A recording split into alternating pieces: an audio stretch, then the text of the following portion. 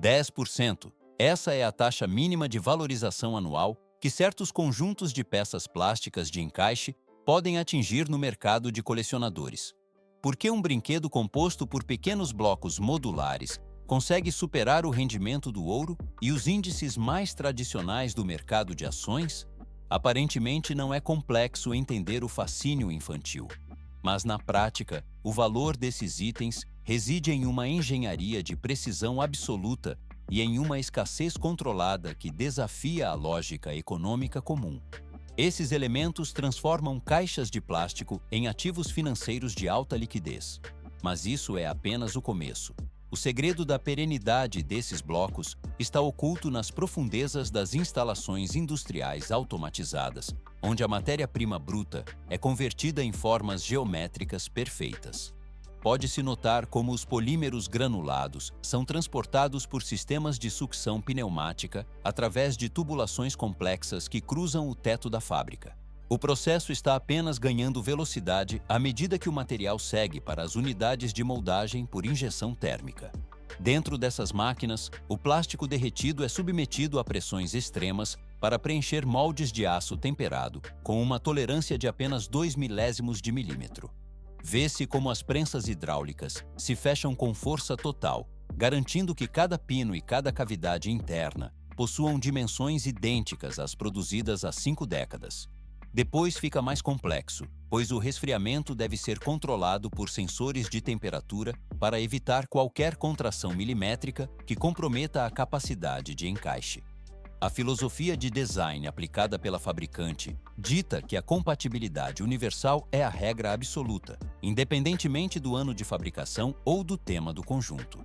Equipamentos robóticos de alta velocidade extraem as peças prontas e as depositam em recipientes de transporte, onde o metal das esteiras vibra com o movimento contínuo da linha de produção.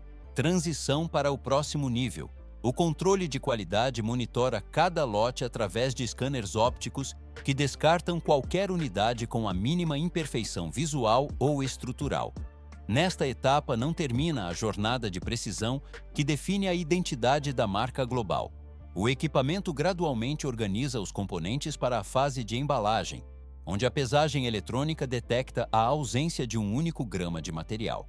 O material deixa a área de fundição e moldagem, passando para um estágio tranquilo de armazenamento logístico. Assim, o componente atinge o padrão de excelência, pronto para a etapa seguinte de distribuição mundial. 7.500 peças. Esta é a contagem exata de componentes que formam o conjunto mais caro já comercializado oficialmente pela companhia. Por que o valor de mercado desses blocos de plástico frequentemente ultrapassa o custo de produção e a lógica dos materiais básicos? À primeira vista, o preço deveria estar ancorado apenas na quantidade de peças ou na logística industrial. Mas, na prática, o valor reside na memória afetiva e na força das comunidades de fãs. O mercado de revenda ignora o custo do polímero para focar no peso cultural de cada edição lançada. A escassez de um conjunto se torna o principal motor de valorização assim que a fabricação é oficialmente interrompida nas unidades industriais. Mas isso é apenas o começo. Pode-se notar como o equipamento de precisão interrompe a moldagem de certas linhas, criando um vácuo no mercado que a nostalgia se encarrega de preencher rapidamente. O processo de valorização está apenas ganhando velocidade quando as prateleiras das lojas se esvaziam definitivamente. Conjuntos vinculados a universos cinematográficos e linhas voltadas ao público adulto apresentam os índices de valorização mais agressivos do setor. Vê-se como as séries Star Wars, Harry Potter e as sofisticadas construções modulares da linha Creator Expert se tornam ativos financeiros altamente desejados. O equipamento automatizado embala milhares de unidades, mas apenas uma fração sobrevive intacta em suas caixas originais por décadas. Depois, fica mais complexo. O exemplo mais contundente desse fenômeno é a Millennium Falcon da linha Ultimate Collector Series, um ícone da cultura pop global detalhado à exaustão. Os compradores não estão adquirindo apenas blocos de plástico encaixáveis, mas sim um fragmento da memória coletiva da franquia espacial. A câmera desliza ao longo das superfícies complexas desse modelo, onde cada peça cumpre uma função narrativa específica. Tudo só se complica com o passar dos anos, à medida que unidades conservadas se tornam raridades absolutas em leilões e coleções privadas. A valorização segue uma curva ascendente constante, enquanto o conjunto permanece fora de catálogo por tempo prolongado. A temperatura emocional dos colecionadores mantém o mercado aquecido, transformando brinquedos em itens de investimento de alta performance. O material deixa os depósitos e passa para um estágio de preservação rigorosa nas mãos dos entusiastas. O fluxo desses objetos segue adiante pela cadeia de valorização sem sinais de desaceleração. 28 toneladas de plástico bruto. Esta é a capacidade máxima de carga de cada caminhão que chega às instalações para iniciar a jornada de fabricação. Por que a escolha recai sobre o ABS virgem, composto por acrilonitrila butadieno estireno, em vez de polímeros convencionais? À primeira vista, o plástico comum poderia ser utilizado para moldar blocos simples, mas apenas esse termoplástico de engenharia oferece a alta resistência e a elasticidade necessárias para evitar deformações ou encolhimentos ao longo de décadas. A estabilidade dimensional do material garante que as peças produzidas hoje se encaixem perfeitamente naquelas fabricadas há 50 anos. O equipamento gradualmente sopra o granulado plástico através de sistemas de ar comprimido, elevando a matéria-prima até silos verticais de grande porte. Vê-se como os pellets, que possuem o formato e o tamanho aproximado de grãos de arroz, são armazenados temporariamente antes de seguirem para as etapas profundas da linha de produção. Mas isso é apenas o começo. Cada lote individual de material deve passar por uma sequência rigorosa de testes laboratoriais que verificam a umidade residual, a consistência exata da cor e o comportamento químico antes de qualquer autorização para o processamento. Pode-se notar como o granulado flui dos silos por gravidade e pressão, entrando em uma rede complexa de tubulações longas e sinuosas que percorrem toda a extensão do teto da fábrica. O material se desloca continuamente por esse sistema pneumático, viajando em alta velocidade até atingir o setor de moldagem por injeção, localizado no núcleo central da unidade. O processo está apenas ganhando velocidade. Dentro desses dutos, os pellets purificados são direcionados diretamente para os bocais das máquinas injetoras, onde a transformação física ganhará forma. 50 cores diferentes compõem o catálogo atual de produção, e cada tonalidade é rigidamente controlada para manter a estabilidade entre os lotes. Parece simples misturar pigmentos ao plástico, mas na prática, a Lego utiliza fórmulas proprietárias padronizadas há décadas para garantir a uniformidade total. A matéria-prima é combinada aos pigmentos de forma exaustiva, ainda nos estágios iniciais, assegurando que o corante se distribua de maneira homogênea por toda a estrutura molecular do material antes que a fusão ocorra. O equipamento gradualmente processa a mistura, enquanto os sensores monitoram a estabilidade cromática de cada partícula. Transição para o próximo nível.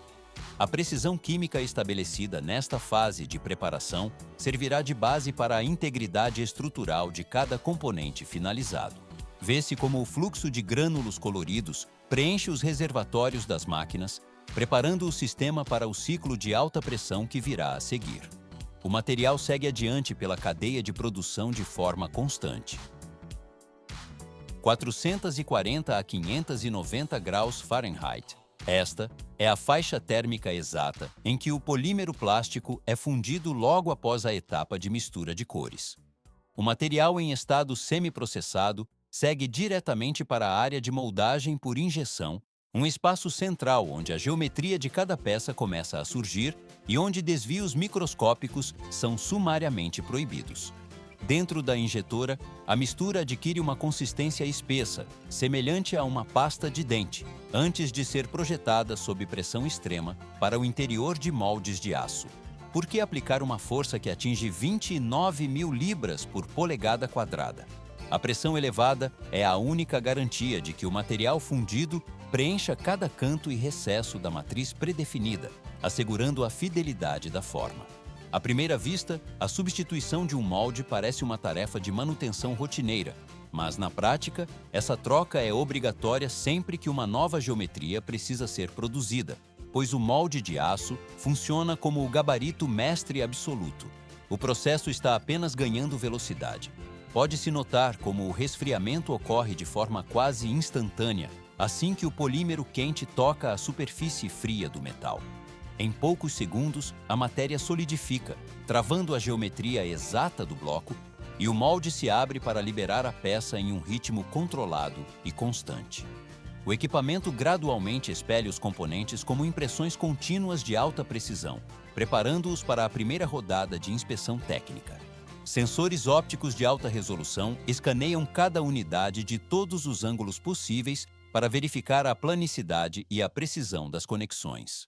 Pequenos arranhões superficiais ou bordas desalinhadas por frações invisíveis ao olho humano causam a remoção imediata da peça da linha de produção. Depois fica mais complexo. Fragmentos defeituosos são coletados, triturados e reciclados dentro da própria unidade fabril para preservar a pureza do material. Assim que recebem a aprovação, os blocos são transferidos para o sistema de transporte interno, operado por robôs autônomos denominados AGVS. Estes robôs operam nas fábricas desde o ano de 1987, movendo-se sem intervenção humana por rotas predefinidas em toda a instalação.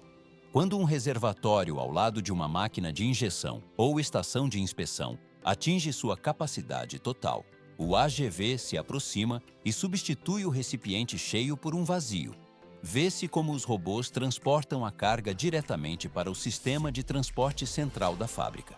Cada caixa carrega um código de barras exclusivo, permitindo que o computador central rastreie tipos de elementos, quantidades exatas e localizações de cada lote de produção em tempo real.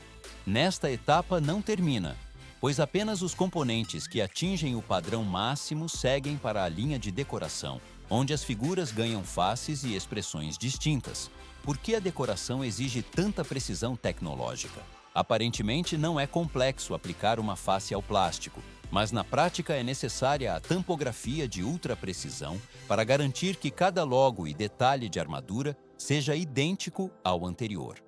Uma almofada de borracha macia coleta a tinta de uma placa gravada e a pressiona contra a superfície plástica, transferindo a imagem como uma impressão digital sobre o papel. Robôs rotacionam cada componente sob a cabeça de impressão, com um tempo de reação controlado em milésimos de segundo. Câmeras de inspeção integradas detectam desvios de tinta de até 4 milésimos de polegada, descartando qualquer falha. O processo continua com a montagem mecânica automatizada, onde braços são encaixados nos ombros, cabeças montadas nos pescoços e acessórios posicionados sobre o cabelo. Após a camada decorativa final, os itens entram no estágio de armazenamento e triagem em recipientes que são levemente agitados para otimizar o espaço interno. Transição para o próximo nível. As caixas são enviadas para um sistema de armazém de prateleiras altas que atingem 121 pés de altura. Simultaneamente, sistemas de contagem pesam e medem cada peça individual para confirmar o tipo e a quantidade antes do ensaque plástico. Esse controle rigoroso garante que blocos produzidos com décadas de diferença se encaixem perfeitamente. Tudo só se complica na linha de embalagem de alta velocidade, onde sistemas automatizados montam as caixas de papelão e inserem os manuais e sacos de componentes em uma sequência programada. Nas linhas mais rápidas, a fábrica é capaz de finalizar mais de 50 mil caixas a cada 24 horas, todas seguindo o mesmo padrão rigoroso de fechamento. As caixas são seladas e marcadas com códigos de identificação que vinculam o produto físico aos dados do lote de produção. Ao deixarem a linha, os conjuntos são agrupados por sistemas automáticos de acordo com suas rotas de saída e colocados em caixas de transporte resistentes a impactos. Paletes de madeira recebem as caixas, que são envolvidas em múltiplas camadas de filme plástico por máquinas automáticas antes de seguirem para os centros logísticos por caminhão ou navio. Através dessa cadeia de suprimentos coordenada, o alcance chega a mais de 140 países com uma experiência global padronizada. Embora o foco atual seja a complexidade do polímero, o contraste com outros objetos do cotidiano é evidente. No extremo oposto do espectro industrial, encontra-se o lápis, uma ferramenta de aprendizado que, apesar de ser frequentemente subestimada pelo baixo custo, possui um processo de fabricação surpreendentemente complexo e detalhado. O material deixa o estágio de fabricação plástica, passando para um estágio tranquilo de distribuição global. Assim, termina uma das etapas principais da produção de precisão. 5%. Esta é a proporção exata de inclinação permitida nos terrenos das florestas de manejo para que o maquinário pesado opere com segurança na extração da matéria-prima. Por que a jornada de um objeto tão cotidiano começa obrigatoriamente entre as árvores e não em uma linha de montagem automatizada? Aparentemente não é complexo selecionar qualquer tipo de madeira, mas na prática, a estrutura interna do material define se o instrumento será funcional ou descartável. Somente madeiras macias com veios perfeitamente retilíneos garantem a estabilidade necessária para resistir ao empenamento e facilitar o corte industrial. O cedro de incenso da Califórnia é a espécie mais valorizada pelos fabricantes devido ao seu aroma natural característico e à sua capacidade técnica de manter a integridade física durante o uso intenso. Estas toras não são retiradas da natureza de forma aleatória, mas provêm de fazendas de árvores geridas sob normas de sustentabilidade rigorosas, onde cada unidade cortada é substituída por um novo plantio. Pode-se notar como as toras são seccionadas em comprimentos uniformes antes de serem carregadas em caminhões especializados que seguem para a serraria. Mas isso é apenas o começo. De 5 a 6 milímetros, essa é a espessura exata de cada ripa, conhecida como slat, que as serras de alta precisão produzem ao processar o cedro bruto. Por que uma medida tão específica é mantida com tolerâncias de micra? A espessura deve ser suficiente para formar exatamente uma das metades do corpo do objeto, garantindo que o encaixe final seja imperceptível. Vê-se como sensores ópticos e inspetores treinados analisam cada superfície em busca de nós, rachaduras ou falhas estruturais que possam comprometer a resistência do produto final. Depois fica mais complexo. As ripas aprovadas avançam para a etapa de fresagem, onde uma máquina entalha uma série de sulcos longitudinais rasos em toda a sua extensão. Esses canais recebem o núcleo de escrita e seu posicionamento deve ser absoluto, pois qualquer desvio milimétrico resultaria na quebra da ponta durante o apontamento posterior.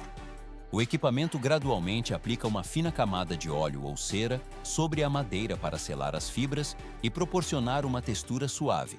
O processo está apenas ganhando velocidade. 90% de pureza é o padrão mínimo exigido para o pó de grafite que comporá o núcleo de escrita. Por que o grafite é frequentemente confundido com o chumbo se suas propriedades químicas são completamente distintas? O grafite é uma forma cristalina de carbono com estrutura laminar, que permite o deslize suave sobre as superfícies de papel. Este mineral é extraído principalmente em minas de céu aberto na China, Brasil, Moçambique e Índia, através de detonações controladas que fragmentam a rocha circundante.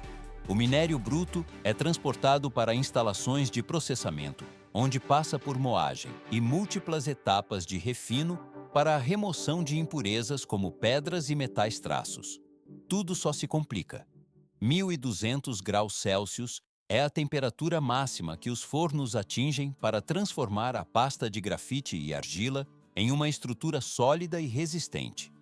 À primeira vista, a mistura parece simples, mas é a proporção exata entre os dois componentes que determina a dureza do traço, variando entre as graduações H, mais rígidas, e B, mais escuras e macias.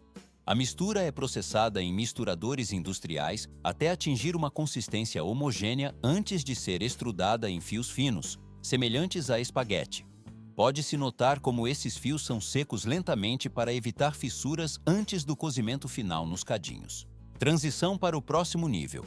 Núcleos coloridos recebem um tratamento térmico diferente, pois a alta temperatura dos fornos degradaria os pigmentos e ceras que compõem sua fórmula.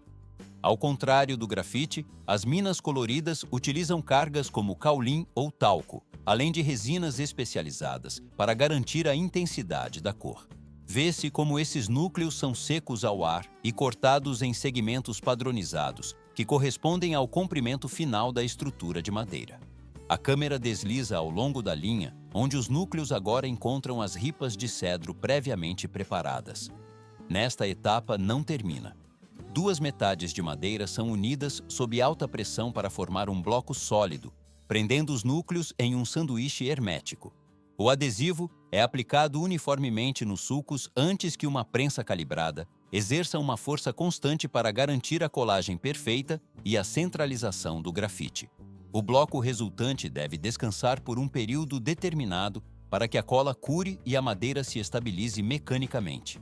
Apenas parece óbvio o alinhamento, mas na prática, qualquer milímetro de erro descarta o lote inteiro. O metal se deita em camada uniforme nas lâminas de corte que logo dividirão esse bloco em unidades individuais.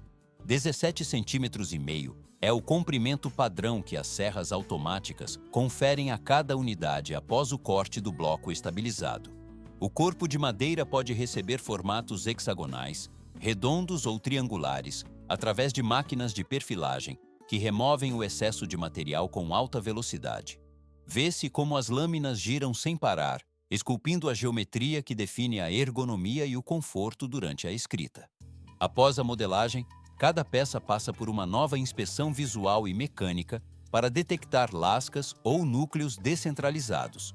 E isso ainda não é o limite. 6 camadas de acabamento são aplicadas sequencialmente para garantir uma superfície protegida contra umidade e riscos. O processo utiliza máquinas de pulverização industrial e sistemas de cura térmica que aceleram a secagem entre cada demão de tinta ou verniz. Uma vez seco, o corpo recebe a impressão da marca e da graduação do grafite através de estamparia a quente ou serigrafia de alta definição. Pode-se notar o brilho metálico das folhas de ouro ou prata sendo aplicadas nos modelos de linha premium. O material deixa o forno, passando para um estágio tranquilo. Crimpagem é o termo técnico para o processo de fixação do anel metálico, a virola, que sustenta a borracha na extremidade oposta à ponta. A borracha sintética é moldada em cilindros e inserida sob pressão no metal, que é então deformado mecanicamente contra a madeira para garantir uma fixação permanente. Em modelos específicos, uma lâmina fixa esculpe a ponta em um ângulo calculado para expor o núcleo de escrita de maneira uniforme e limpa. A temperatura cai uniformemente enquanto as unidades são organizadas em caixas de papelão, estojos metálicos ou embalagens de madeira para distribuição global. Assim, o material atinge o padrão de qualidade exigido, pronto para a etapa seguinte de uso final. O processamento posterior apenas reforçará sua qualidade e durabilidade no uso cotidiano. Uma floresta de cedros na Califórnia é o ponto de partida geográfico para a criação de um instrumento que move o mundo da escrita. Por que a fabricação de um objeto tão cotidiano exige uma logística que atravessa continentes inteiros? Aparentemente não é complexo produzir um cilindro de madeira com núcleo de grafite, mas na prática, a integração de matérias-primas globais exige uma precisão milimétrica em cada etapa da montagem. A madeira viaja da costa oeste americana, enquanto o grafite é extraído de depósitos profundos em minas localizadas na África e na Ásia. Mas isso é apenas o começo. Pode-se notar como as linhas de produção de alta velocidade processam as ripas de cedro com um chiado contínuo das serras automatizadas. O equipamento gradualmente fresa os canais onde o grafite será alojado, com uma tolerância de frações de milímetro. O processo está apenas ganhando velocidade. Vê-se como a intervenção humana ainda se faz necessária em pontos críticos onde as máquinas não conseguem replicar a sensibilidade do toque. Especialistas monitoram a colagem das metades e o acabamento final, garantindo que a estrutura permaneça íntegra sob pressão. Depois fica mais complexo. Cada unidade finalizada é o resultado direto de uma jornada meticulosa que une a extração mineral bruta à silvicultura gerenciada.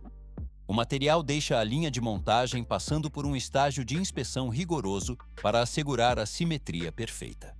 O caminho do processamento industrial se encerra e o objeto atinge a prontidão para o uso.